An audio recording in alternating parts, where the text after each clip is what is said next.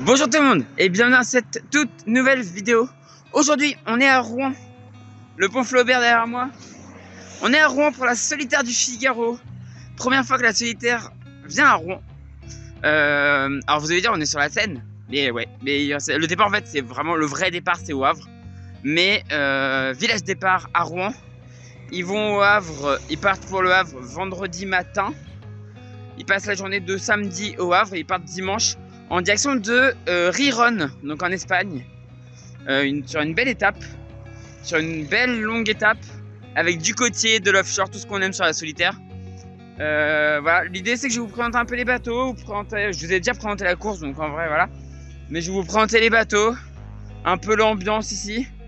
Moi j'y serai tous les jours, mais je pense pas que je vais filmer tous les jours, à part si peut-être les interviews de skipper et tout, enfin voilà, parce qu'il y a des interviews. Voir, je connais 2-3 personnes. Enfin, je connais au moins un skipper, 2 même. Oui, 2. Sur 37, ils sont 37 au départ. Donc là, il y en a 2 qui normalement me connaissent un petit peu, me reconnaissent au moins. Donc potentiellement, peut-être que j'aurai réussi à leur poser 2-3 questions. À voir. On va, allez, on se retrouve tout de suite. Au niveau des bateaux, là je suis au niveau du pont Flaubert. J'ai garé ma voiture là-bas derrière. Et les bateaux sont amarrés rive droite, pas loin du pont Guillaume le Conquérant. Je sais pas qui c'est Guillaume le Conquérant. Je crois que c'est un grand Normand qui a conquéri l'Angleterre, je crois. Non, je suis pas Chauvin, jamais. Moi je vois Chauvin, non. Si, c'est mon prénom Chauvin. C'est mon nom de famille Chauvin. Allez, on se retrouve à la solitaire. Et on les voit, ils sont là-bas dans le fond. Les petits Figaro 3. Ces petites bêtes de course là. Super bateau. Mais je voulais filmer de plus près, hein, bien évidemment. Mais il y a un peu de marche pour y aller. Et voilà le pont Flaubert. Et voilà, on y est. Les premiers Figaro.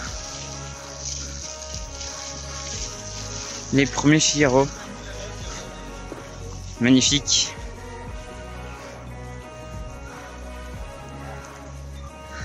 Avec des Figaro que je reconnais, qui étaient sur le tour voile.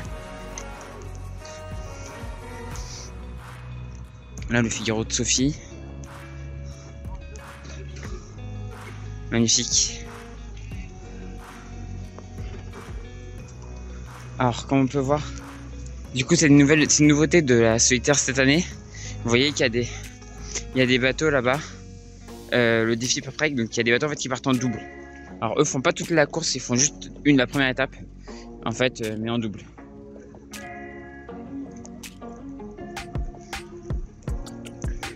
Mais on en reparlera un peu plus tard. C'est une nouveauté de cette édition. C'est que vous voyez, tous ceux qui sont marqués défi Paprec, où on voit 2 noms en fait.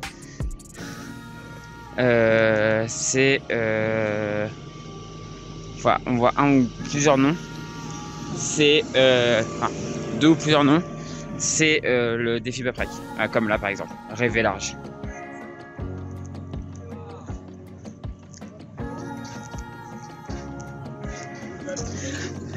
Là derrière il y a Orcom de Jules Delpech que je connais un petit peu. Et derrière il y a Marine Nationale, Fondation de la Mer de Philippe Hart. C'est le bateau sur lequel j'ai navigué en fait. À l'époque il s'appelait pas comme ça, mais c'est sur celui-là que j'ai navigué. Que j'ai fait le tour de la Bretagne. Donc voilà, on voit par contre des bateaux avec marqué la solitaire Paprec, du Figaro Paprec.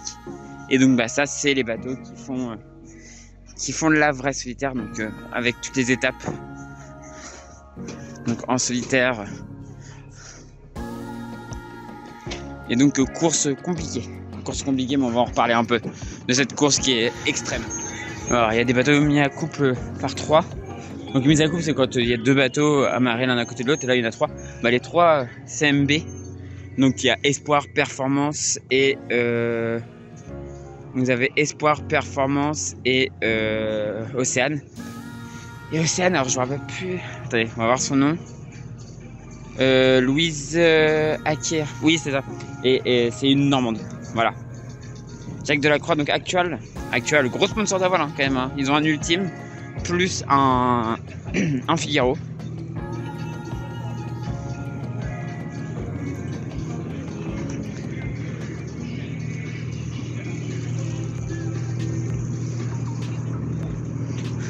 Là-bas le bateau de Susanbuck, normalement. Oui. Vous aurez ces femelles.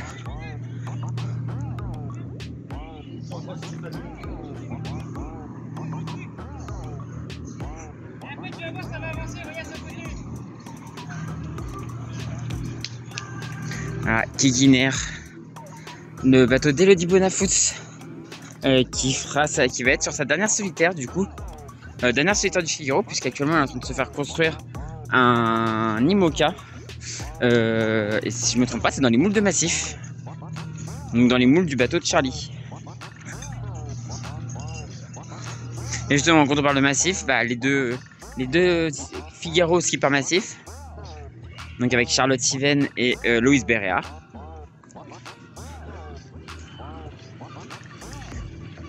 Et on parlera un petit peu de, pour moi, les favoris. On en reparlera.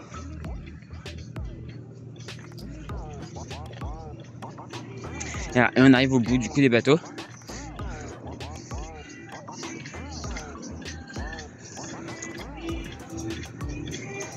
Et bah, amarré, c'est un symbole quand même. Hein. 2 bateaux normands amarrés, tout proche du pont Guillaume le Conquérant, c'est quand même un symbole. Puisqu'on a EEL, donc le bateau de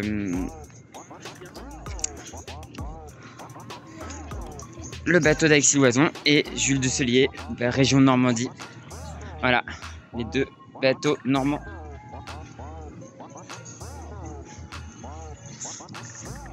Et voilà, magnifique. Donc 37 bateaux répartis entre des du coup défis, Paprec, donc la première étape en double, et ensuite des solitaires pour la vraie solitaire du Figaro, c'est 3 étapes. Et voilà, la solitaire vue depuis le pont Guillaume le Conquérant. Les bateaux de la solitaire. Alors, petite chose, je m'en suis pas rendu compte tout à l'heure en passant à côté, mais Sophie en fait fait le défi de la solitaire quoi, donc en double. Donc elle fera que la première étape, qui du coup va l'emmener à Riron. Voilà.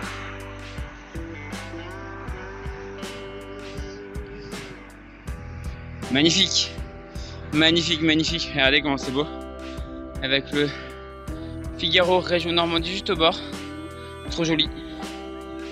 C'est magnifique. Ah, par contre le village est pas très grand. Vraiment le village est pas très grand.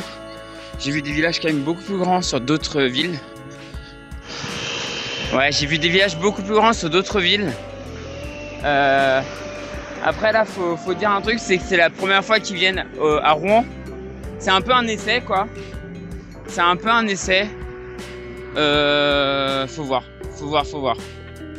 À voir, il y a un petit peu de monde. Après on est en semaine, hein. Là on est lundi. J'ai pas pu venir le week-end, c'est ouvert depuis samedi. J'ai pas pu venir le week-end parce que je bossais. Mais ouais, faut voir si ça marche.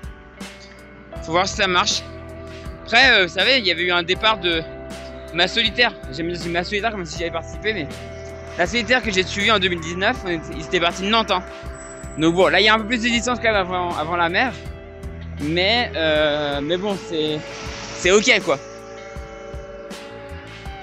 C'est pas la première fois qu'ils partent d'un fleuve quoi. Et à une époque ils étaient à Bordeaux aussi. Ils étaient partis de Bordeaux, enfin, amarrés à Bordeaux, et le départ avait été fait dans le fond de la baie de l'histoire de la Gironde quoi.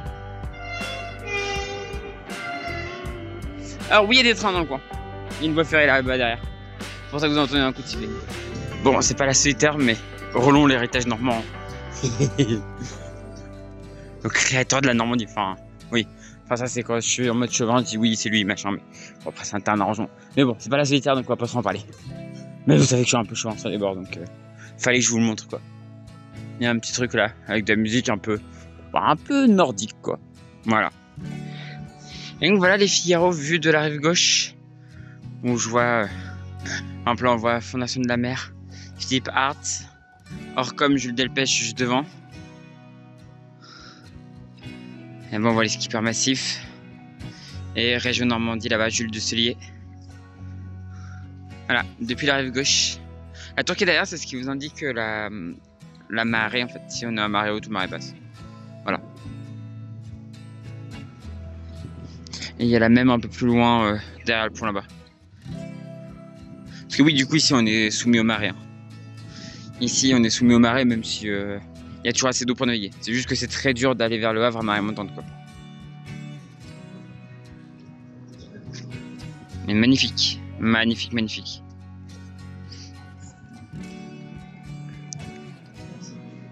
C'est marrant parce que l'année dernière, du coup pas juin cette année mais la juin de l'année d'avant, quand tu prenais une photo ici, t'avais le côté moque. Et là on a des Figaro quoi. C'est ouf, c'est trop bien. Je suis trop content. C'est trop bien. Voilà. Bon par contre on a toujours pas entendu la voix du GOAT sur le village. Il doit être quelque part mais je sais qu'il y est. Hein. C'est lui qui fait l'anime. Le GOAT c'est Serge Herbin hein, pour ceux qui... Voilà. C'est l'anime qui fait...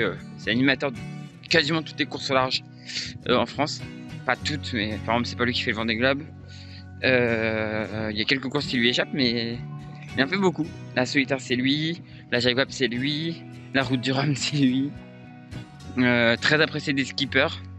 J'avais fait une interview de lui sur ma chaîne principale, Tori à la chaîne, si vous voulez aller la voir, voilà. J'avais fait une interview de lui et je l'avais publié. Mais c'est un mec super sympa en plus. Qui m'a intimidé au début que je l'ai connu. Mais maintenant c'est devenu un peu un copain. Et du coup, j'ai envie de le voir là. Mais ça devrait pas tarder. Je pense là il est un peu plus de 13h, je crois qu'il est 13h15 entre un genre. Je pense qu'il va reprendre vers 13h30, 14h les commentaires. Et surtout ce soir à 17h, il y a de 17 à 18, il y a le journal de la solitaire où on va voir des skippers et tout, ça va être bien. J'ai pas encore été faire un tour vraiment dans la partie village, parce qu'en fait ce qui est chiant, c'est qu'on peut rentrer tranquillement sur la partie on va dire promenade. Mais tout ce qui est installation à l'intérieur, faut à chaque fois montrer le sac et tout, ouvrir le sac, donc c'est un peu chiant, mais bon, c'est comme ça.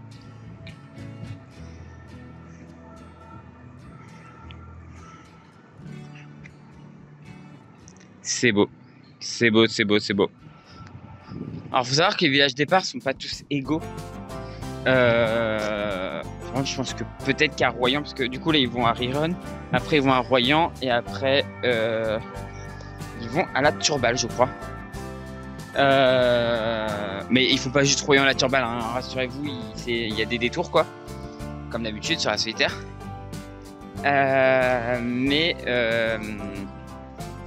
Mais du coup, ouais, les villages sont pas identiques. Vous allez peut-être avoir des villages où vous allez avoir plus de choses qu'ici. Et par exemple, je pense qu'à Riron, il n'y aura pas grand-chose, malheureusement. Généralement, les étapes à l'extérieur de la France, souvent il y a un peu moins de choses. Par exemple, moi je me rappelle de l'étape en Irlande sur la solitaire en 2019, il n'y avait vraiment pas grand chose quoi. Enfin, il n'y avait même rien en fait. Mais bon, ça n'empêchait pas de faire la fête et d'aller dans les pubs en Irlande et tout, c'était rigolo. Mais vraiment, il y avait pas grand chose quoi. Il n'y avait pas grand chose, mais bon. Je pense qu'en fait, le truc c'est que la course au large française, enfin la course au large en solitaire, c'est quand même assez français. Même si ça s'internationalise un petit peu quand même. Là, on a des Irlandais, on a des... je crois que chez Zenbuck, je crois qu'elle est irlandaise, il me semble. Il doit y avoir des Américains aussi, je crois. Enfin, il y a pas mal de nationalités. Donc ça s'internationalise un peu. Mais on a quand même une majorité de Français, quoi. Toujours en course au large en solitaire, toujours une majorité de Français. Parce que c'est dans notre... C'est un peu notre culture, en fait, la course au large en solitaire. Ce qui n'est pas le cas des Anglais, par exemple, qui préfèrent la course au large en équipage. Ou juste l'équipage même pas en course au large. Alors que nous, voilà. Et on n'a pas la même façon de courir aussi. Les Anglais sont plus spectaculaires, on va dire. Avec des bateaux ultra extrêmes, il n'y a qu'à regarder la Volvo. Ce que c'était les Volvo 70. Et nous, en IMOCA, en France, on a aussi des bateaux spectaculaires, les IMOCA. Sauf que ils sont quand même beaucoup couverts. C'est une autre façon de courir, quoi. Mais comme les Anglais font des courses surtout en équipage, et nous beaucoup en solitaire, les bateaux sont très différents. Alors ça, c'est des petits bateaux, hein. Ils font un 9 mètres, ils font entre 9 et 10 mètres, les Figaro 3. Donc ils datent de 2019. Leur première solitaire c'était la solitaire en 2019, donc celle que j'ai suivie. Et on peut voir que c'est des bateaux très ouverts, mais ça va, c'est des petits bateaux. Alors ça n'empêche que c'est très humide. C'est très humide comme bateau. Voilà, on les voit d'ici. Donc ouais, c'est très humide comme bateau, ça mouille très rapidement. Vous prenez des paquets de mer très rapidement sur le pont. Et ça accélère très vite quoi. Et alors là, les petits trucs blancs que vous voyez sur les côtés là, sur les côtés, ce qu'on appelle les foils. Alors sur un Figaro, ça permet pas de voler, parce que les foils normalement, c'est ce qui permet au bateau de voler. Sur les Figaro, ça permet pas de voler, mais ça subtente quand même un peu le bateau. Je l'ai senti moi, je l'ai bien senti quand j'en ai barré un, au bon plein. Donc le bateau qui commence à agiter un peu et tout, le vent rentre. Et d'un coup, je fais c'est bizarre, la barre devient très légère. C'est normal, ça pousse. Voilà, on m'a dit c'est normal, c'est les foils qui poussent. Je suis d'accord. Ok. Très beau drapeau, hein, voilà, hein, magnifique. Très beau drapeau. J'aime ce que je vois.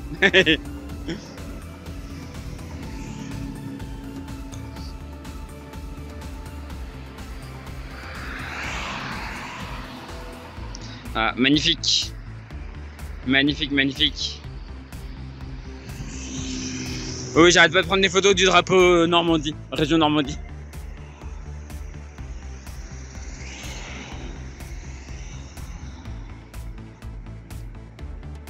C'est beau. Et voilà, on est revenu sur les quais. Bon, faut vous cacher que mon côté ferroviaire qui a très envie de retourner de l'autre côté, parce que depuis tout à l'heure j'entends des trains siffler. Mais non, on est là pour la solitaire du Figaro. Et alors oui, je voulais dire un truc, c'est que tout à l'heure je disais par rapport à l'accès au village là. En fait, ici ils peuvent pas bloquer parce que c'est une zone de promenade et il y a des restos et tout, donc c'est compliqué de bloquer quoi. Donc du coup, il laisse ouvert. Alors qu'il y avait Alexis Loison sur son bateau.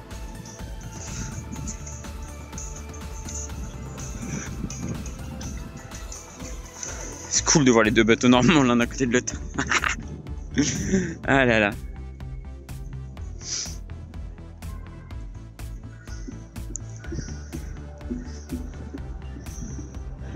Donc ces bateaux, ils ont été construits à Nantes, sous le pont à l'entrée de Nantes. Je sais plus comment il s'appelle ce pont, mais voilà, ils ont été construits là-bas. Donc du coup en 2019. Je sais pas combien en tout il y en a eu de construits, mais vraiment c'est des bons bateaux quoi. C'est des bons bateaux, donc ils sont monotypes, donc ils sont tous identiques. Il y a quelques toutes petites différences, mais par exemple le poids est contrôlé. Le poids est contrôlé avec une marge, je sais plus la marge, mais il y a une marge. Donc le poids de ce qui est du bateau est contrôlé, le poids de ce qui est embarqué est contrôlé.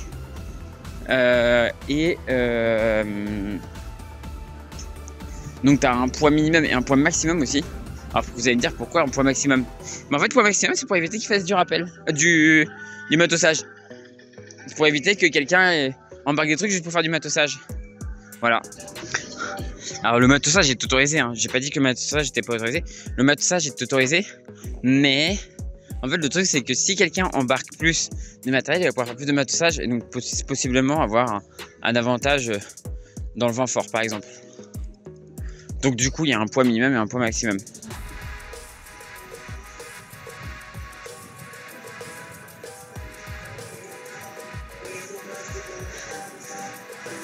Donc vraiment tout est contrôlé. Alors je dis que du coup il peut quand même y avoir quelques différences sur le concepteur des voiles.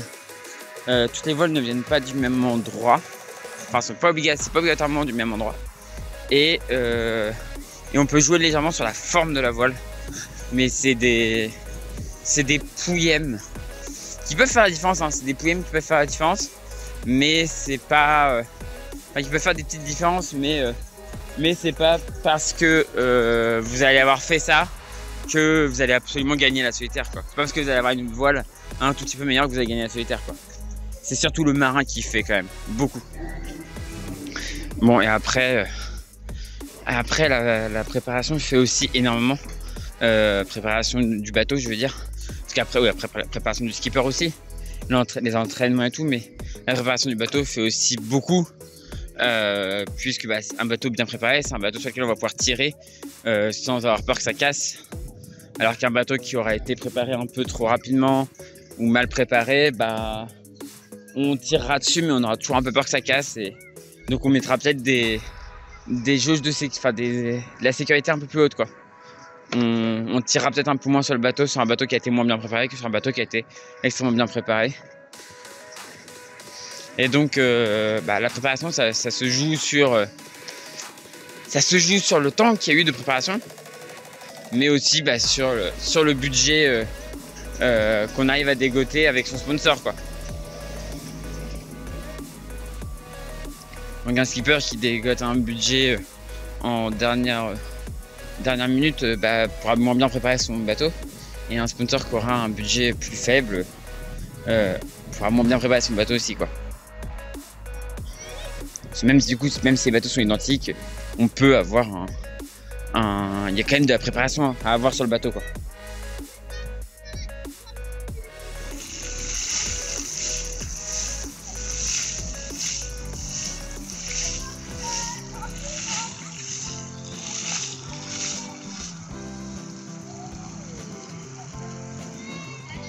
Ici naissent les légendes, la phrase de la Solitaire du Figaro. Et donc là, on a toutes les éditions. 79, l'ouragan qui touche dramatiquement l'épreuve du Fastnet avec 15 morts, décourage pratiquement l'ensemble des concurrents de cette dernière course de l'aurore. Pierre Folenfant, dont le bateau a sombré, est miraculeusement sauvé par Olivier Moussy, qui aperçoit au sommet d'une vague la lampe torche. Patrick Elias gagne avec 14 heures d'avance. Alors j'en ai pas parlé, c'est vrai que la Solitaire, il y avait tellement de choses à dire que j'en ai pas parlé dans la vidéo. J'ai pas parlé de toutes les histoires. Je pourrais peut-être faire une vidéo sur toutes les histoires de la Solitaire. Des miraculés, par exemple. Là, des têtes qu'on connaît bien. Nicolas Troussel. Nicolas Troussel remporte cette Solitaire. La Solitaire 2006. Là, on voit Pascal Bidégory, Michel Desjoyaux.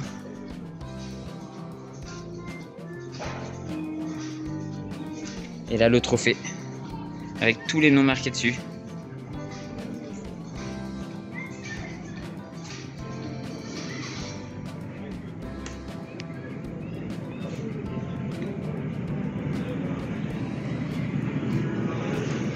Course de l'Aurore.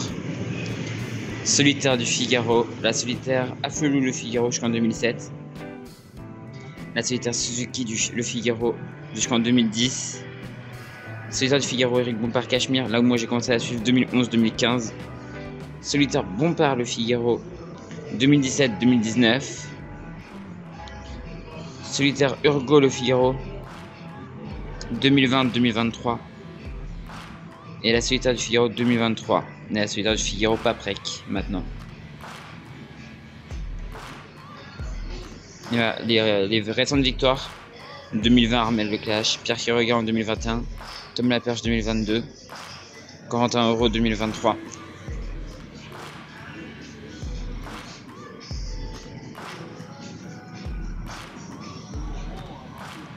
Et voilà, ce beau trophée. Et là, les éditions plus récentes, 2007, 2008. Moi, la première arrivée à laquelle je suis allé, c'est celle-là, 2011. Ouais, ça, c'est 2011. L'arrivée, je crois que c'était à Cherbourg. C'est la première arrivée que j'ai vécue.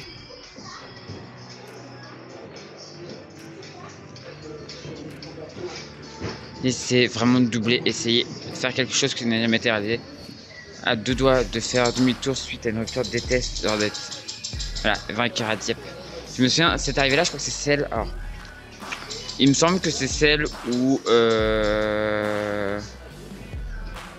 Oui, alors je vais éviter de rappeler de mes souvenirs. Mais. Oui, mais 2013, il me semble que c'est celle où. Oui, non, je vais vraiment éviter de rappeler de mauvais souvenirs. Mais histoire de Paluel, tout ça, enfin voilà. Je vais éviter de rappeler des mauvais souvenirs à certains. 2018, ah, ça y est, la voix du GOAT. Voilà. Alors tout ça j'ai dit une bêtise, du coup ils sont 45 et 37 en fait qui partent sur la vraie solitaire. Et 37 qui partent sur la vraie solitaire et le reste c'est sur l'équipe, enfin sur le défi quoi. Et bon voilà, la... en compagnie d'un marin qui s'appelle Philippe Hanson, qui est le skipper de la Marine nationale. La Marine nationale, sur son carpodium à l'intérieur du village, où propose un jeu concours. Alors ça, je suis rentré dedans, c'est trop bien. Et voilà, le village, à l'intérieur. Et la voix que vous entendez, c'est Serge. Et donc, bah, comme souvent sur les villages départ, initiation en voile. Alors c'est une picolette du club de l'YCR, donc qui est pas très loin d'ici. Donc c'est un club qui se trouve sur la Seine, mais dans la boucle du côté de Saint-Martin-de-Beaucherville. Sur une petite base nautique, ça a l'air d'être plutôt joli. J'ai jamais navigué là-bas, mais ça a l'air d'être très joli. Et donc voilà, il y a des initiations. Donc les gens découvrent la voile. C'est des petits bateaux comme ça. Plutôt cool, c'est plutôt cool. Alors là, après la marée remonte, donc c'est normal que ça aille très vite dans ce sens-là. Dans l'autre sens, ça sera différent quoi. Pour aller par là, c'est plus compliqué quoi. Pour aller par là, c'est plus compliqué. Je suis même pas sûr qu'à la voile ça suffise. Je pense qu'il faudra mettre un petit coup de moteur. Je pense qu'il a fallu mettre un petit coup de moteur pour aller dans l'autre sens. C'est les départs se font là-bas.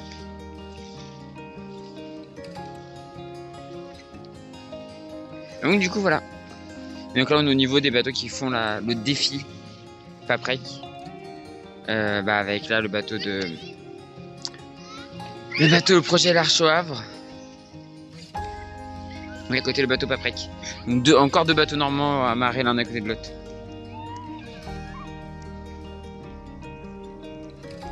C'est beau, c'est beau, c'est beau. Alors oui, j'ai vu Serge de loin. J'ai pas pu aller lui dire bonjour parce qu'il était un peu occupé, mais je l'ai vu de loin. Je l'ai vu de loin. Ah, le bateau de Sophie Fayquet. Donc ouais, je pense que je vous ferai je vais vous parler des bateaux. Je pense que j'en parlerai demain. Enfin, je me fasse une petite fiche avec tous les noms et tout. Et surtout, enfin, ça va être plus facile quand tout le monde aura mis son nom dessus. Pour moi, ce sera beaucoup plus simple.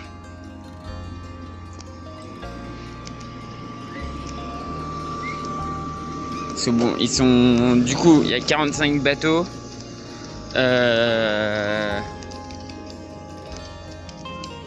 y a 45 bateaux, mais des bateaux en solitaire, des bateaux en double. Et le défi Paprec. Et bien évidemment, je connais pas tout le monde par cœur, quoi. Il y en a quelques-uns que je suis depuis un moment, mais je connais pas tout le monde par cœur, quoi.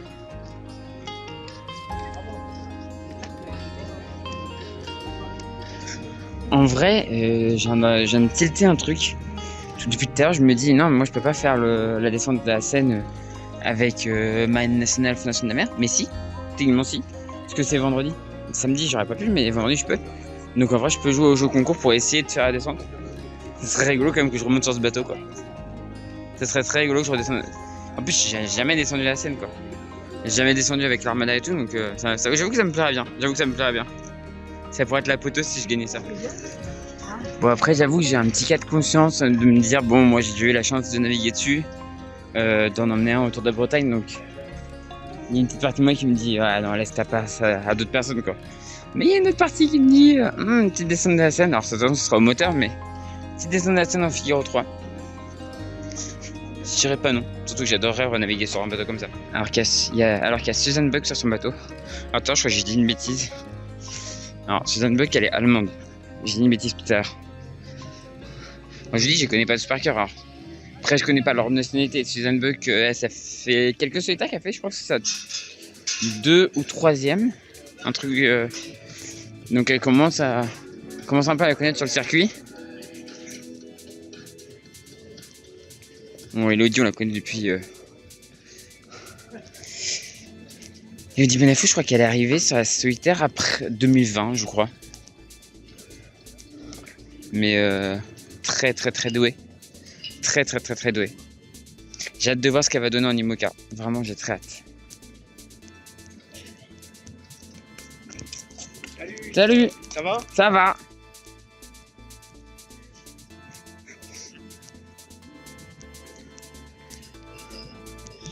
Alors oui, je viens de croiser Gilles Damae, c'est pour ça que j'ai eu un petit salut. J'ai eu un... Donc Gilles Damae qui était un skipper en Figaro et qui maintenant voilà, est préparateur. Mais à l'époque il était skipper en Figaro et donc du coup on a papoté. C'était un peu grâce à Wilfried qu'on s'était rencontrés d'ailleurs. Mais Wilfried m'a permis de rencontrer beaucoup de monde. Alors quand je parle de Wilfried, je parle de Wilfried Clarkson, le skipper de Crater 8. Voilà. Mon ami quoi.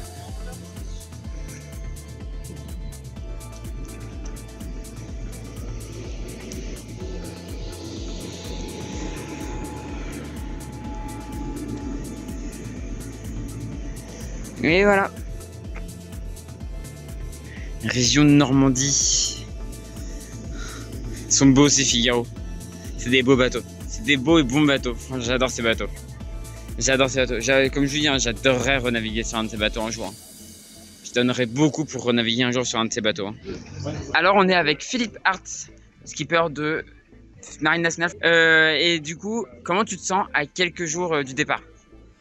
Eh ben, écoute, je me sens bien, le bateau est prêt, le skipper commence à se reposer parce que la période de pré-course a été assez dense pour justement être un peu disponible ici.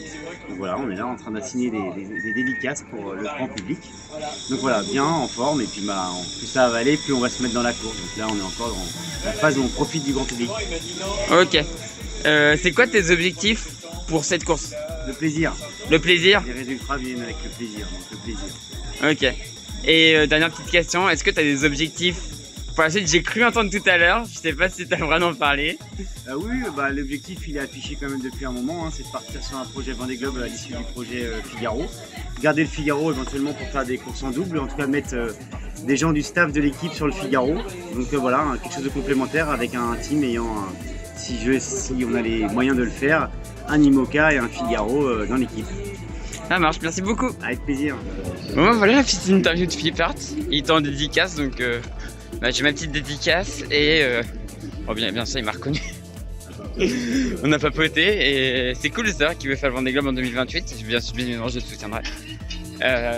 Mais c'est cool. Je suis content. J'ai vu, en fait je passe devant le car podium et enfin de la Marine Nationale et je fais oh oui Philippe. Alors juste truc dommage, j'ai pas participé au concours parce que c'est réservé aux gens entre 18 et 29, j'en ai 30.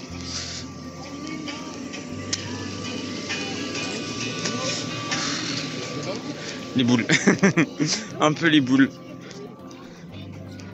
Mais bah c'est pas grave, tant pis. C'est pas grave, tant pis. J'ai lâché quand même un petit. Ouais. Un jour j'aimerais bien un avion en Figaro quoi. Une fois je te comprends. Donc bon. Est-ce qu'il a senti la perche? Ah, je vais en lâcher plusieurs perches, hein, je vous le dis. J'ai trop envie. Et là d'ailleurs on voit des Figaro en train de mettre la grand voile. Parce qu'il y a une petite manche qui va se courir. Ils vont courir une petite régate entre ici et le pont Flaubert. Ça va être sympathique. Alors putain, faire du Figaro sur la Seine. Bravo Rouen. C'est excellent. Ah, il y a les 7,5. Autrement appelés les 7 tonnes 5 là-bas. Et là les petites golettes. Là-bas ces bateaux là-bas là. Ça faut naviguer sur plan d'eau fermé avec ça. Parce que ça a des petits problèmes de quille. La quille elle se balade, c'est chiant. J'aime pas ces bateaux. Voilà, les jolis Figaro 3 là qui vont aller naviguer. Et ils vont faire c'est un petit run d'exhibition quoi, ça compte pas, enfin voilà, c'est pour rigoler quoi. Et pour amener des partenaires aussi sur l'eau. Là-bas on a le bateau de Quentin Vlaminck. Et là c'est CMB Performance, et c'est Gaston Morvan. Voilà. Les Morvan toujours dans la voile, hein, toujours. Et voilà, c'est cool. Belle animation. Et j'ai creusé Serge d'ailleurs. Si j'ai dit bonjour à ça. Enfin, on s'est fait la bise quoi. Voilà. Mais c'est beau. Oh, cette image, elle est surréaliste. Regardez, un Figaro 3 avec une péniche. c'est surréaliste.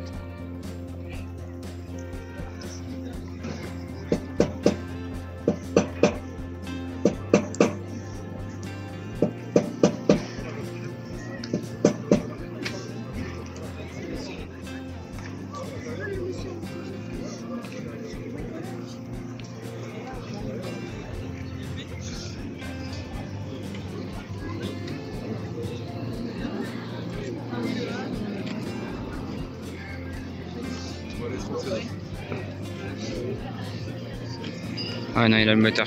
J'étais en train de me dire, s'il avait pas le moteur, c'est qu'il était juste porté par le courant. Mais non. J'avoue, j'ai pas regardé à quelle heure se renverser le courant. Bon, il y a un tout petit peu d'air et on a une marée qui est en train de descendre maintenant. Donc là, maintenant, normalement, ça devrait aller vite dans ce sens-là, mais beaucoup moins dans l'autre sens. Donc ce qui tombe bien, c'est que le vent vient de là, donc pour le bord de près, ça va les aider à descendre. Par contre, le bord de portant risque d'être un peu plus galère.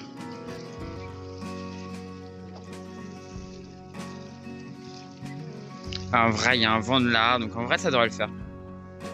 Ça va le faire. On voit la marque qui est là-bas.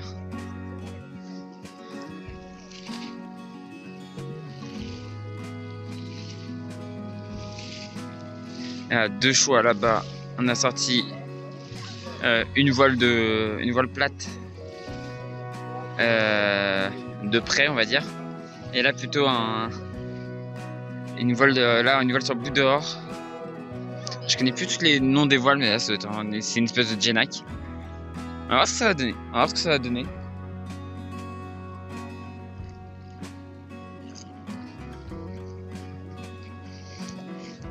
Voilà, actuellement ils sont encore au moteur. Même si là, de toute façon ils sont portés par le courant là actuellement. Là tout de suite ils sont portés par le courant. Alors en vrai j'ai pas le programme officiel machin.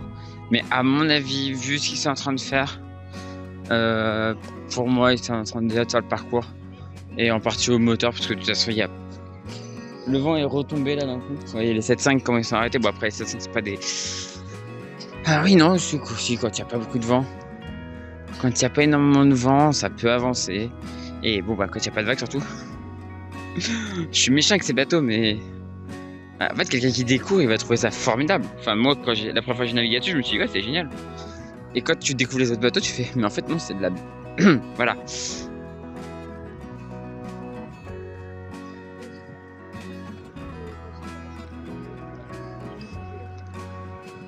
Ah, j'en ai pas dit plus, mais bon, vous m'avez compris, quoi. Enfin...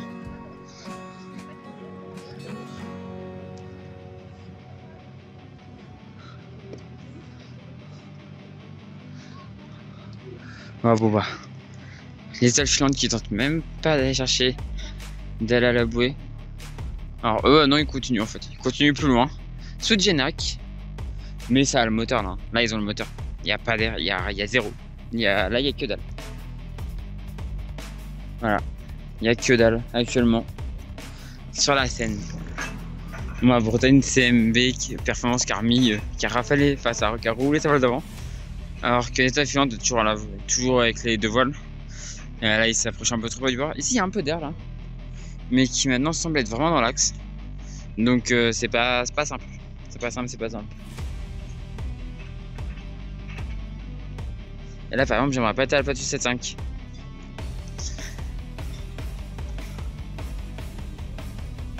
Cela si t'arrives pas à virer. Ah c'est pour ça qu'il y va. Ouais, faut arriver à virer là. Là, il y a un peu d'air là.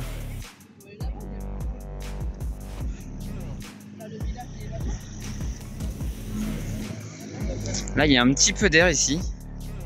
Donc ça avance. Même s'il y a le moteur encore. J'arrive pas à voir, mais...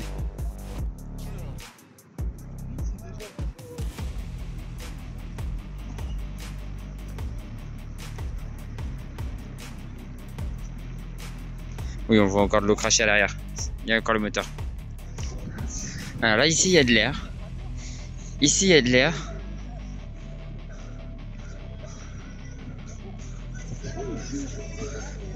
Ici, il y a un petit peu d'air, donc ça, c'est cool. Ah, ça passe là-bas. Je pense qu'ils avaient un truc pour tourner là-bas. Et alors, en fait, bah, c'est pas compliqué à expliquer. Bon, enfin, un petit cours, vite fait. C'est pas compliqué à expliquer pourquoi il y a de l'air ici et pas là-bas. les bâtiments. Là, vous avez moins de bâtiments, vous avez quand même quelques bâtiments plus loin, mais vous avez moins de bâtiments que là-bas. Et du coup, les bateaux peuvent naviguer à la voile ici, ce qui n'est pas trop le cas là-bas, quoi. Et voilà, ça a fait demi-tour, donc là, ça ouvre les voiles. Mais bon, il y a pas grand-chose. Ça avance quand même si bon, là, il y a clairement les moteurs. Hein. Mais alors j'essaie de voir si on voit. Alors, normalement, la marée est censée descendre. Mais ici, il y a l'air d'y avoir un espèce de... peut-être de petit reflux, j'en sais rien.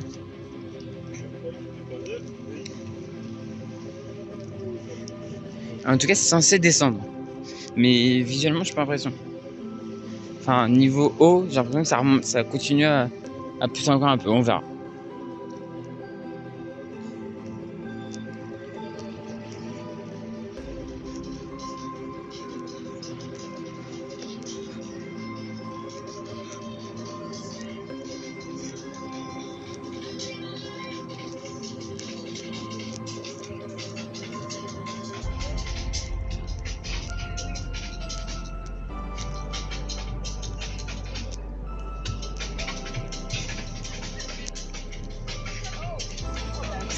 Et voilà, ça roule, ça fait la voile d'avant. Et ça met juste le Genac. Ah, ça gonfle en vrai. Hein. C'est un petit peu gonflé alors. Après, peut-être qu'avec avec un peu d'appui moteur, ça peut gonfler un petit peu. Même sans qu'il y ait de vent.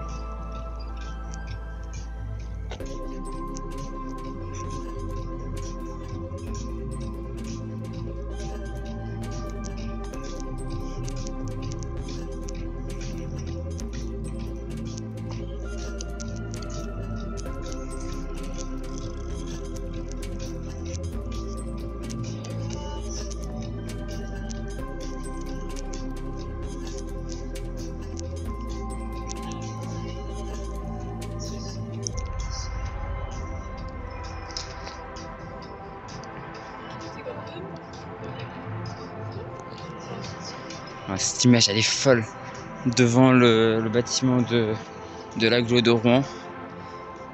Des Figaro 3 devant le bâtiment de l'agglo de Rouen. C'est une dinguerie. C'est une dinguerie. Rien que pour ça, c'est une réussite déjà.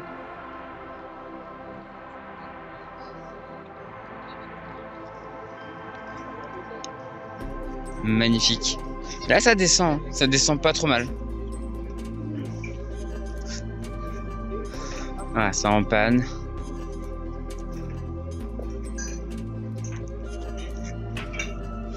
Ouais, ces bateaux-là, pour empanner, faut rouler le Genac et après le redérouler. Là, c'est ce qui va être fait, je pense. Ça va redérouler. Voilà. Ça va rouler, puis ça redéroule derrière. Ouais, parce que comme vous avez un bout dehors, du coup, vous avez le Genac qui est sur l'avant de l'étai. Donc le câble qui tient le mât. L'étai, c'est le câble qui est juste en arrière du... Je sais pas si on peut le voir là. En gros, il y a un câble qui tient le mât, mais qui est au niveau... qui est en fait un peu en arrière de là où est la voile qui est déroulée là. Et du coup, en fait, cet étai fait que on peut pas empanner,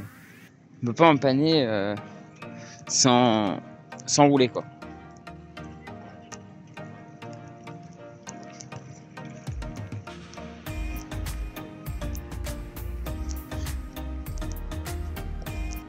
Donc, ils sont obligés de rouler pour empanner. Et là, vous voyez, on revient ici, il n'y a plus d'air quoi. Là-bas, il y avait un peu d'air, là, il n'y a plus d'air. Par contre, au niveau des Figaro, là-bas, il y a un peu de vent. Parce qu'on est entre les deux bâtiments là-bas. Là. Et voilà, et ça reroule sur... les alphisantes, ça reroule pour empanner. Alors que pour TNCMB, lui, va plus proche de la côte. Mais on voit que voilà, il y a que dalle quoi.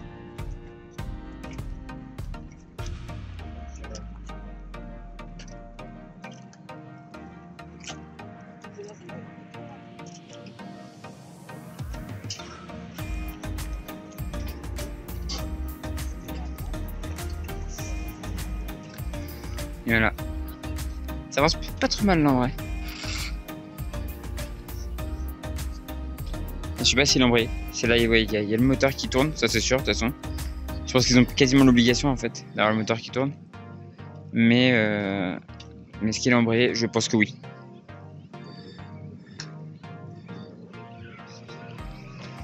Alors pour ceux qui se demandent du coup, ouais, du coup ils ont bien un moteur à bord, mais ils n'ont pas à s'en servir en mer pour la propulsion. Donc en fait il y a un plomb numéroté qui est placé dessus, et si le plomb est retrouvé cassé, alors si le plomb est retrouvé cassé, tu peux limite te prendre une discale. Par contre, si le plomb est cassé et que tu le dis à la direction de course, tu dis bah accidentellement j'ai cassé le plomb, là tu te prends une pénalité.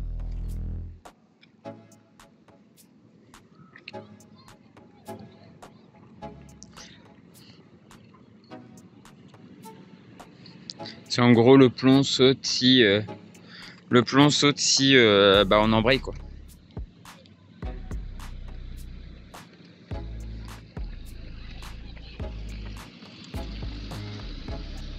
Le plomb saute si on embraye, et donc du coup ça peut arriver des fois sans le faire exprès d'embrayer. Tu veux pas embrayer mais ça fait exprès que tu embrayes, et donc du coup bah, tu pètes le plomb, et là faut le dire à la direction de course quoi.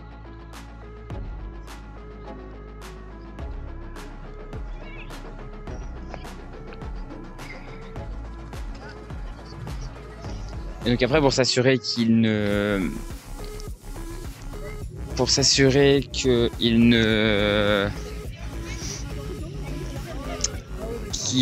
mette pas qu'il ne rembraye pas le moteur derrière. En gros les plombs ils en ont d'autres à bord pour remplacer au cas où quoi. S'ils ont besoin de remplacer un plomb, bah ils le remplacent quoi. Sauf que comme je dis, ils sont numérotés donc ils peuvent pas tricher. Et voilà, du coup ils sont arrivés à la fin du petit parcours là. Ils reviennent vers leur place. Du coup là à côté d'Actual c'est les étoiles filantes, et Bretagne CMB, bah, du coup là c'est le perf va aller au bout, alors que là-bas on a Charlotte Yven, skipper skipper massif. Voilà, Charlotte Yven là-bas.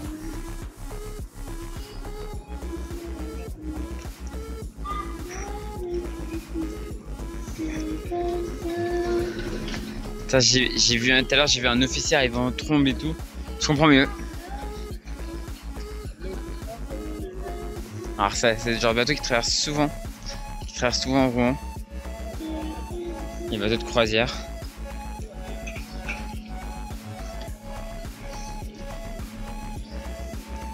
Qui dînèrent.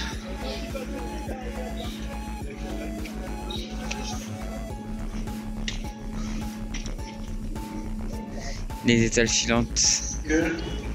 Jacques Delcroix, Arnaud Piston et Romain Bouillard. Ah. Les Figaro qui sont venus repasser. Je pense qu'ils vont faire le parcours. Et là, du coup, maintenant, il y a une petite régate en 1.7.5.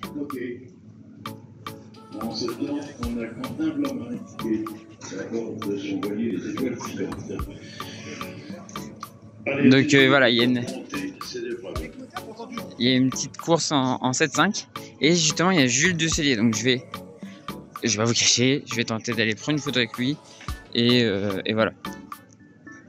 Parce que Jules Ducellier du coup c'est le skipper région Normandie.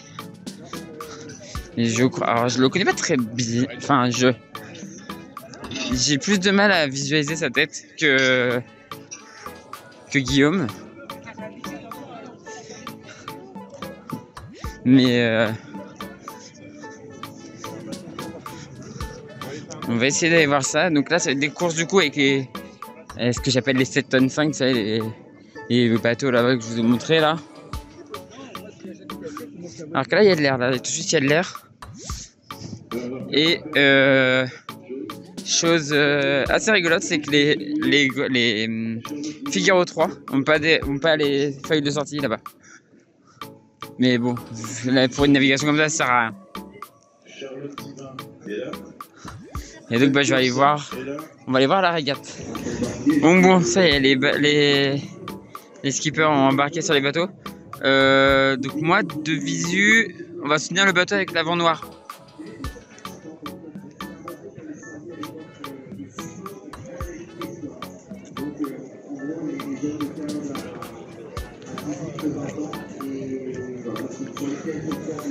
Jules a l'air d'être... Ouais, Jules est sur le bateau avec la vent noire.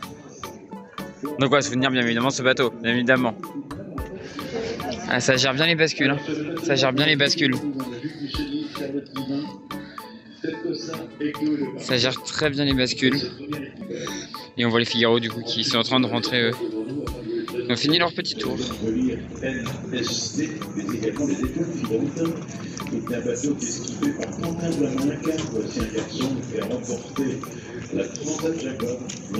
Ah, ça vient se remettre en place. Et...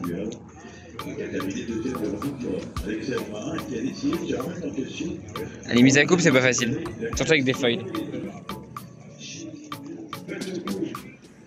Et juste devant nous, Camille Bertel, Adrien Simon, Alexis Thomas, Anaël Patuch, bateau jaune. Voilà, un départ qui va se faire à tente de l'eau. Oh là là là là. Ah oui, mais là, alors. Je crois que tu tapes dans le bord. Là, c'est compliqué. Là, c'est compliqué, hein. 10, 9, 8, 7, 6, 5, 4, 3, 2, 1.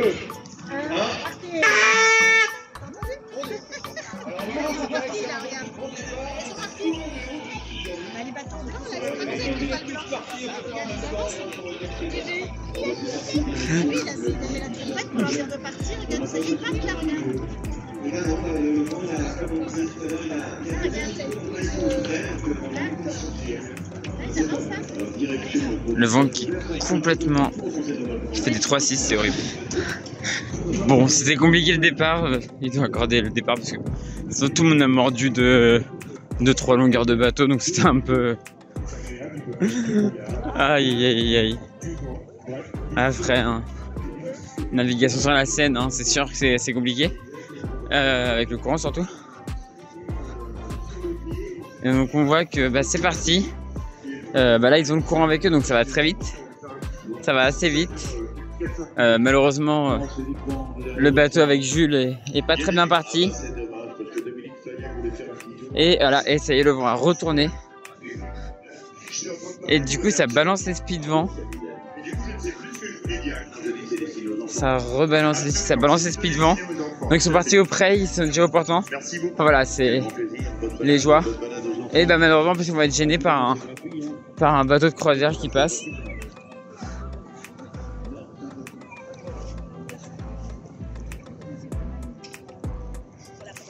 Alors l'avantage c'est qu'au portant,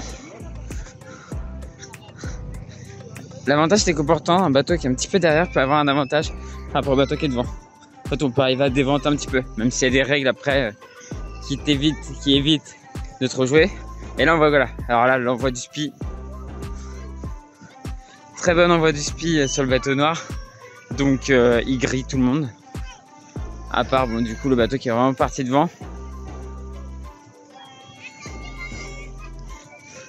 Et en plus il pousse au lof avec... Ah c'est beau ça.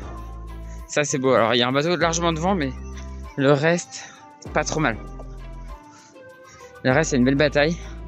Il a poussé un petit peu. Alors on voit que le bateau noir en fait a poussé un petit peu au lof. L'autre bateau, j'arrive pas à voir la couleur. Le bateau bleu. En fait il a le droit parce qu'il était sous le vent, donc il avait le droit de le pousser un tout petit peu. Et cette image elle est dingue. Putain, des voiliers qui naviguent sur la Seine à Rouen. Avec vous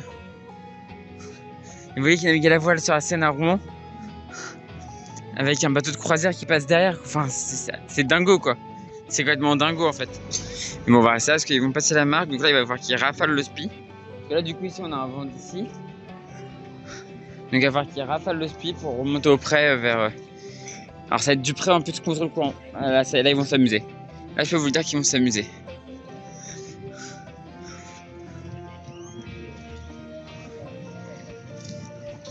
Alors qu'on voit que ouais, le bateau avec Jules, ils sont pas trop mal. Et là, le bord de près, il va falloir, je pense, aller raser les bords. Même si sur la Seine, ça va pas jouer à grand chose, parce que c'est dragué un peu. Enfin, à cet endroit-là, c'est pas mal. Il n'y a pas beaucoup d'endroits où c'est pas très profond. Donc ça va être compliqué, quoi. Même si je crois qu'en face là-bas, il y a une espèce de. Il y a une zone là-bas en face où il n'y a pas beaucoup de fonds. Donc peut-être qu'ils vont aller jouer là-bas. On va voir. Et voilà, bah, on voit du coup que ça revient. Ça revient bien.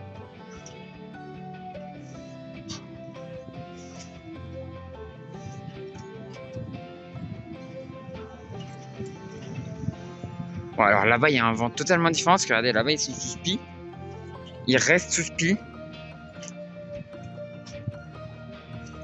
Ouais, alors par contre, ouais. En fait, là-bas, c'est encore sous spi. Ça renvoie les spies alors que ici, le vent est comme ça. Regardez ça. Oh, regardez-moi ça. Ah, c'est la scène. Hein. Oh, voilà, je vois des gens dire ouais, c'est nul, les volets, c'est des petits volets. Bah, ouais, mais on n'a jamais dit que ça allait être des. On n'a jamais dit que ça allait être des grands volets de coups. Enfin, voilà quoi. Putain, et qu'est-ce qui fait le bateau de promenade là-bas là?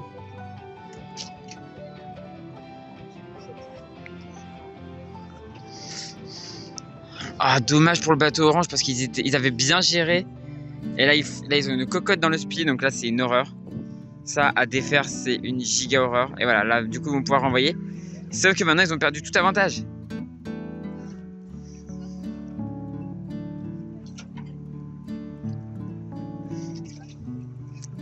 Et donc, le bateau avec Charlotte Yven, Jules et ça, bah, ils sont vraiment bien là. Ils sont vraiment bien.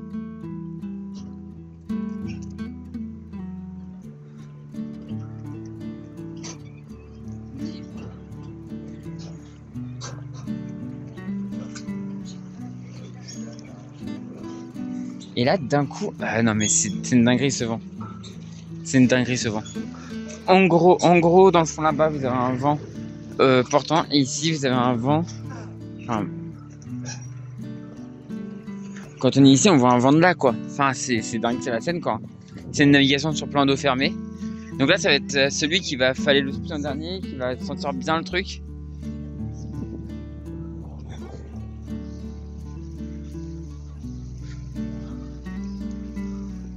Après, c'est un spi qu'on appelle symétrique. Asymétrique, pardon. Donc le spi n'est pas identique. Le spi n'est pas identique. C'est des spi où on peut vraiment quasiment remonter au vent avec. En fait, c'est assez dingo. Donc là, on voit qu'ils y arrivent à peu près.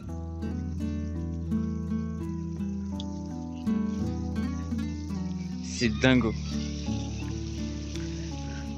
Alors par contre, on voit clairement que le bateau avec le bateau orange va un chouille plus. Elle va arriver à prendre un chouille plus de vent, mais là ça y est, c'est reparti.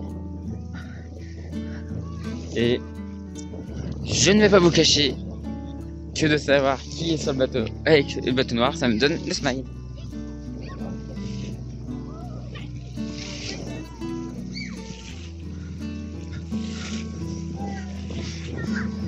Alors là, le problème qu'il y a maintenant, c'est que, vous voyez, le bateau orange a réussi à aller plus vers le centre du plan d'eau. Donc du coup, il va rechoper plus de vent.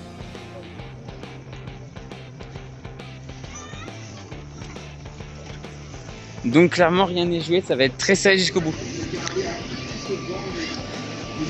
Non, ça va, ça a l'air d'aller quand même pour... de leur place pour garder un maximum de vent pour pouvoir continuer à évoluer. Ça a l'air d'aller quand même pour le bateau avec Jules.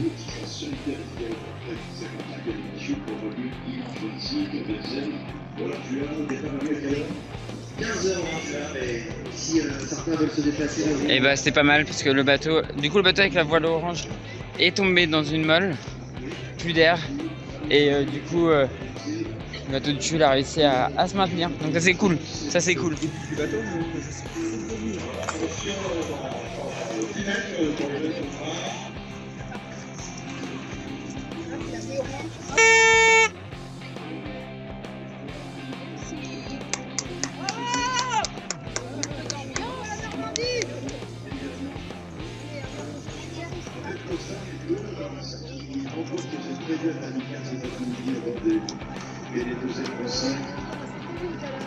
Et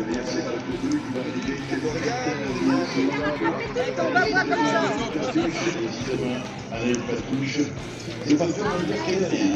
Voilà, c'est indécis. Mais pas la Jean-Paul, non, je suis dans la oui, orange et billet. C'est le bout dehors qui compte, hein. On va passer. Alors, le bateau bleu à 3 mètres d'avance. On sera dans le passage de la ligne. C'est le bateau bleu, Jean-Paul. Bien parti pour le bateau bleu. Attention. Il tanque un peu. Allez, c'est bon.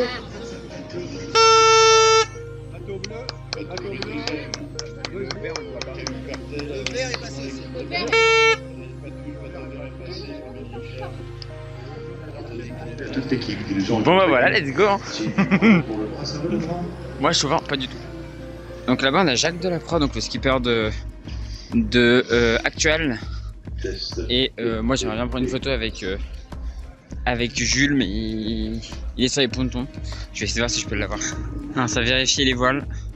Donc ça déroule les voiles ici et ça vérifie. Donc là c'est un... Si je me trompe pas, je crois que c'est un Genac.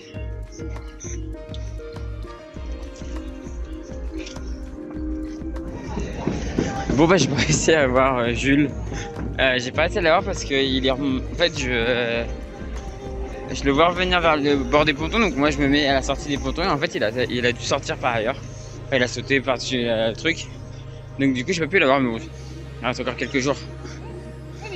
Il reste encore quelques jours pour essayer de faire une photo avec lui, j'aimerais bien. Donc, je vais l'avoir, je vais avoir une photo avec lui, je me fais pas de soucis. Puis au pire c'est pas grave, c'est pas très grave. J'aurai d'autres occasions de le revoir un jour. Et Guillaume, je l'ai eu à la fin de son contrat, hein, donc bon, voilà. Bretagne, c'est une performance. Faites entrer, s'il vous plaît. On est place ici. Déjà, moi, je suis ravi parce que je ne sais pas si Gaston est d'accord avec moi, il y a plus de femmes cette année. Donc ça, c'est plutôt une bonne idée, non? Ouais, c'est bien, hein, ça fait partie des efforts de la classe, de Patrick, de toute l'organisation de la course, de mettre un peu les femmes en avant sur le circuit. Ils ont notamment créé une transatlantique en double mix et on va en parler plus tard. Ça fait partie des choses qui font que les femmes sont sur le circuit. Ouais. Bonjour Laure Gallet, comment ça va? Bah écoute, ouais, ça va nickel. Moi je découvre le village de la Solitaire, mais pour le moment c'est cool. C'est beau, hein? Un départ à rond, ça a de l'allure. Hein? Certains m'ont dit ça a de la gueule, c'est vrai.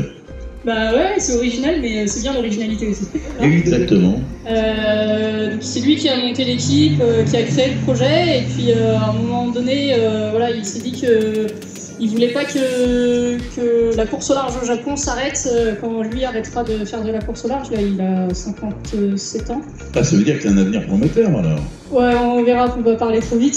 Non, enfin c'est... En tout cas, ils ont eu l'idée de l'académie qui a commencé. Ils ont construit 2 mini-protos. En plus, ça a occupé l'équipe quand l'IMOCA était au Japon pendant les RP, pendant les relations partenaires à la fin du Vendée Globe précédent. On a envoyé l'IMOCA au Japon.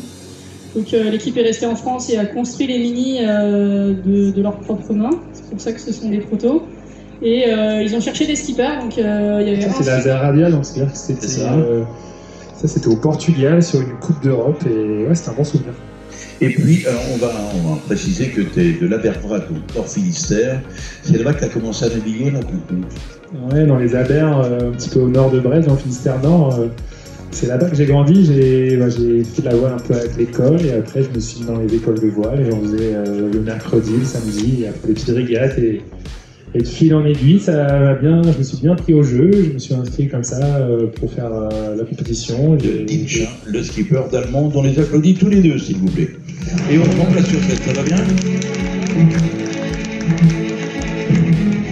Salut Thomas, bonjour Quentin. On va commencer par Quentin Vlamin. On a un écran géant et on va regarder sans plus tarder une image. Ça, c'est pas un monocoque, c'est pas un Figaro Beneteau 3, c'est un trimaran qui fait 50 pieds. On l'appelle un Ocean 50.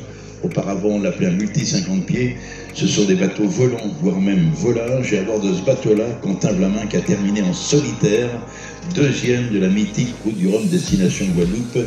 C'était en 2022. Sacré souvenir, pourquoi Quentin, évidemment. Ouais, exactement. J'ai eu la chance de commencer très tôt la course au large sur ces bateaux qui sont fabuleux. J'ai traversé l'Atlantique en solitaire à 29 ans. Sur ce bateau, j'ai terminé deuxième à 15 minutes du premier après avoir été en tête pendant 10 jours. Derrière Erwan Le Rouge, Franck Oesio. Exactement, voilà, c'était une belle bataille sur l'eau. Voilà, quelques années, 5 ou 6 ans sur ces bateaux-là. C'était fabuleux, c'était dur. Un nouveau livre, partir d'une nouvelle page. Et voilà, c'est aussi pour ça que j'ai décidé de courir sous les couleurs de l'association des étoiles filantes. Ça, on va en parler. Mais c'est bien de se remettre en cause finalement quand même, parce qu'on pourrait s'installer aussi dans un confort. Hein. Exactement, et voilà, revenir sur un bateau plus petit, c'est pas plus facile, au contraire. Il y a beaucoup plus de concurrents voilà, qui prétendent à la victoire. C'est dur, il faut rester longtemps sur le circuit pour y arriver. Il faut être plus pointilleux, et voilà, j'apprends tous ces petits détails qui donnent envie de naviguer tous les jours. Le bateau est super et c'est top. Et puis il est beau, il est ici sur l'écran géant. Oui, exactement. Donc Almond, c'est mon partenaire principal que j'ai trouvé 2-3 mois après avoir lancé le projet. J'avais fait vraiment le choix d'investir en finançant le bateau, en trouvant des moyens pour financer le bateau. Quelle est cette société ? Alors, Almond, c'est une société de cybersécurité. C'est un acteur majeur de la cybersécurité en France. C'est une belle entreprise de 450 collaborateurs. Et voilà, et aujourd'hui il m'accompagne, il découvre le sponsoring de manière générale et donc il découvre aussi le monde de la course au large. Il m'accompagne pour l'année et tout l'enjeu c'est que ça leur plaise et pourquoi pas de continuer ensemble pour la suite. Rythme de transat où la course va durer 10-15 jours. Alors, Quentin, ça doit être un peu plus rapide en multicoque peut-être. Mais on est quand même sur un rythme océanique, on dort un peu plus longtemps. On met un rythme assez répétitif d'une journée à l'autre et puis on évite dans les alizés où les journées, il se passe beaucoup de choses mais ça reste quand même, on reste dans un système météorologique qui est assez identique jusqu'à la fin. Et là, la solitaire du Figaro, c'est toute sa particularité, c'est que les étapes durent 4 jours et que c'est celui qui dort le moins qui à la fin globalement s'en sort bien quoi. Je ne sais pas si Victor a une possibilité de remettre la photo du trimaran de Quentin Vlaminck lorsqu'il est en train de voler sur un flotteur. J'aimerais savoir comment on peut dormir sur ce bateau-là, sur la route du Rhum et en solitaire, parce que ça me paraît complètement compliqué cette affaire. Ouais, moi j'ai l'habitude de dormir entre 5 et 15 minutes au maximum par tranche. Voilà, on essaie sur une transat, comme a dit Thomas, d'essayer de cumuler du sommeil au moins 4 heures par jour, sinon après tu as des hallucinations. Donc là on part sur 3 jours, voilà, on sait que les premières 24 heures on peut ne pas dormir. Après il va falloir quand même dormir environ 2 heures par jour pour essayer d'être en forme, de ne pas entendre des voix, de ne pas nous faire des bêtises avant l'arrivée aussi. Ça va faire. Faire attention. Et voilà, c'est vrai que sur le trimaran c'était beaucoup plus dur de dormir, tu as toujours un risque de chavirer. Là je me retrouve sur un bateau stable, le seul danger c'est de perdre du terrain par rapport aux autres, mais ce qui peut être encore plus stressant par moment que le risque de chavirage. Donc voilà, bateau stable, pas facile à trouver. Bateau stable, joli voilier, mais particulièrement inconfortable quand même.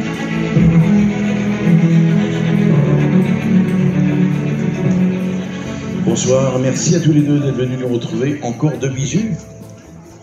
Oui, salut Serge, ça va bien? Ça va bien et toi Jacques? En pleine forme. Bijoux aussi Camille? Ouais, complètement, c'est ma première solitaire. Ah, beaucoup de bijoux cette année, hein. Ça va faire un joli classement. On va commencer par Camille. Bon, va pas Jacques, hein. Pas du tout. Honneur aux femmes. Hein. Découverte de la voile à 9 ans dans les Côtes d'Armor. C'était où dans les Côtes d'Armor, les gars? C'était à Trécassel sur la côte de Granit-Roche chez ma grand-mère. D'accord, c'est beau, hein. Ouais, très très beau. Une très belle toile de fond pour commencer la voile. Exactement. Et très vite, tu t'es intéressé à quelques marins qui t'ont fait rêver. 10% vraiment de mon quotidien. Donc là, on développe le bateau, on essaye de l'améliorer, de faire en sorte qu'il aille de plus en plus vite. Et les 30% restants, en fait, c'est il faut participer au bon fonctionnement du bateau. Donc il y a des convoyages, donc on navigue dessus. Il y a des RP, on navigue. Relations publiques. Des relations publiques. Donc on navigue avec le partenaire. De temps en temps, comme le bateau il est très gros, pour les manutentions, il faut 10 personnes pour porter une voile, donc on sort du bureau, on va porter une voile. On va rappeler les dimensions de ce voilier. C'est 32 mètres de long par 23 mètres de large. Voilà, et Anthony Marchand a fait le tour de la planète en solitaire sur ce bateau-là. C'est un peu dingue quand même. Hein. Ouais, c'est incroyable. Même, je pense que lui, il en revient toujours pas. Ouais, c'est extraordinaire. 2 Mexicains qui parlent bien français et particulièrement Carlota Alonso. Geronimo Cervantes, tu parles français un petit peu? Il faut. Bon, ça va aller.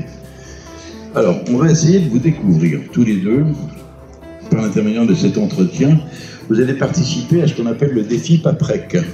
Autrement dit, c'est la première étape de la solitaire du Figaro Paprec entre Rouen, Le Havre et l'Espagne, Rigon. Pourquoi avoir eu l'idée de participer à ce défi Paprec. Explique-moi, Carlotta. Alors depuis longtemps, on avait en tête avec Géraud faire un peu de Figaro. Et quand je suis arrivée à la Ocean Race, j'ai connu quelqu'un qui m'a ramené à cette classe et à ce parcours. Et du coup, dès que j'ai eu l'opportunité, j'ai raconté à Géraud que j'ai commencé à connaître des Figaro et qu'on devait faire une course ensemble dès qu'on avait l'opportunité. Et depuis un an, on travaille un peu sur ce projet. Moi à Lorient, lui au Mexique, mais maintenant il est là avec moi. Et la première course où on a eu un partenaire, c'était il y a 2-3 mois. Donc la première course, c'était le défi Paprec. Et voilà, on est content et on a hâte de cette course. Vous êtes Mexicains tous les deux, hein? Ouais. On va découvrir une photo de la jeune Carlotta Alonso. Ça, c'est un Mexicain. Tu avais quel âge? Je pense que j'avais 7 ou 8 ans. Tu naviguais déjà? Ouais, ça c'était une de mes premières courses en piste, donc c'est cool d'avoir cette famille ici en Europe. Eh ben, on va t'applaudir bien fort. C'est bien la moindre des choses. En revanche, je crois que tu as fait partie du comité d'organisation des JO. J'ai vu ça quelque part. Alors, Carlotta, j'ai une bonne nouvelle. On a calé avec nos amis de l'organisation ton baptême de bateau demain à 18h45. Est-ce que ça te convient? Parfait. On a une émission qui va se terminer à 18h30. Aussitôt, on file là-bas et on baptise le bateau. Ça va se faire comment, le baptême du bateau? Nous, traditionnellement, c'est pas terrible. On casse une bouteille ou on arrose le bateau de champagne. Est-ce que là, on va arroser le bateau avec une spécialité du Mexique, peut-être? Alors, en effet, on a notre marraine, du coup, Mariana. Et on va mettre soit du tequila, soit de la Corona, on va voir. Et tout ça, ça va tomber dans l'eau. C'est terrible. Ouais. Bon, la scène, elle va pouvoir boire un peu de fruits mexicains. Ce sera la marraine demain. Exactement. On va vous souhaiter une belle course à tous les deux. Bon, j'ai pas refilmé depuis un petit moment. Alors que il y a Philippe sur son bateau. J'ai pas refilmé depuis un moment, mais je voulais parler d'un truc. La solitaire, pendant un moment, ils ont fait ce que j'appellerais une petite erreur, même si financièrement, ils n'avaient pas le choix. Enfin, ils n'avaient pas le choix. C'était compliqué, c'était à la sortie de la crise, enfin, c'était pas dans la crise même, 2020. Ils sont passés ils ont pris un partenariat avec la Loire-Atlantique. Donc jusque là on peut se dire cool le partenariat. Sauf que le partenariat est un petit peu trop avantageux, on va dire. Il était un petit peu trop avantageux à la base. Parce que en fait de base le partenariat de la solitaire c'était contre rémunération. Vous avez le grand départ et le grand final de la solitaire. Donc voilà, la Loire-Atlantique récupérait le grand départ et le grand final de la solitaire. Ce qui fermait un peu le jeu des options et ça fermait un peu le jeu des options et enfin voilà, c'était un peu tristouné quoi. Même si vous m'avez rétorqué, oui mais la Loire-Atlantique c'est 140 km de côte je crois, un truc dans le genre. Mais ouais, 140 km sur un linéaire de 60 quoi. C'est vrai que si tu comptes toutes les petites baies et tout, oui, mais enfin voilà. Et je crois que c'est l'année, enfin c'est solitaire 2023 où ils sont revenus à juste le grand départ ou le grand final. Là cette année c'est le grand final qui ira en Loire-Atlantique. Et c'est beaucoup mieux comme ça. C'est beaucoup mieux comme ça. Parce que la solitaire c'est une course itinérante. Et là elle était un peu moins itinérante. Elle redevient vraiment itinérante. Là on est en Normandie, on est à Rouen. Donc après elle va à Riron. Ensuite elle part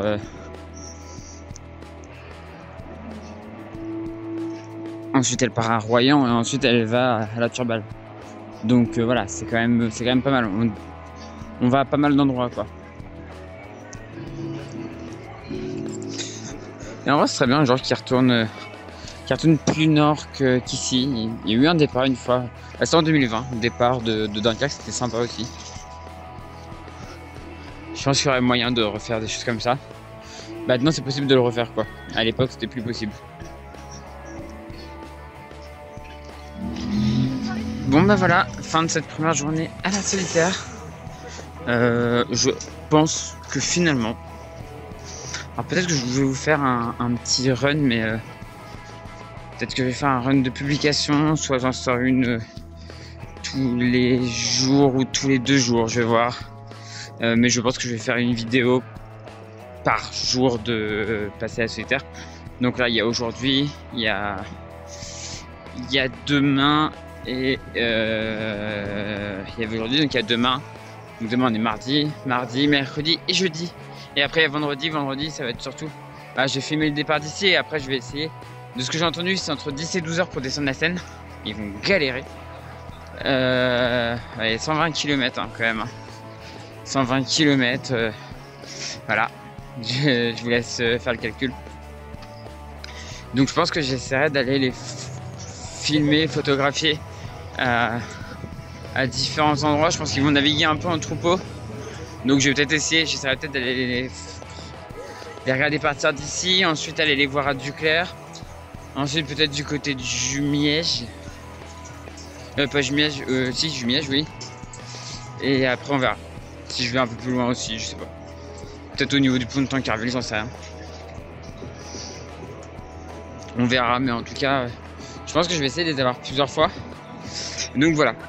Mais je vais essayer de faire une vidéo, je pense, par jour. Et donc, je sais pas quand est-ce que cette première vidéo va sortir.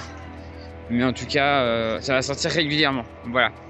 Bah, du coup, c'est la fin de cette première journée. Je vous dis soit à demain si je sors tous les jours, soit après-demain si j'en sors une tous les 2 jours. Voilà. Allez, ciao.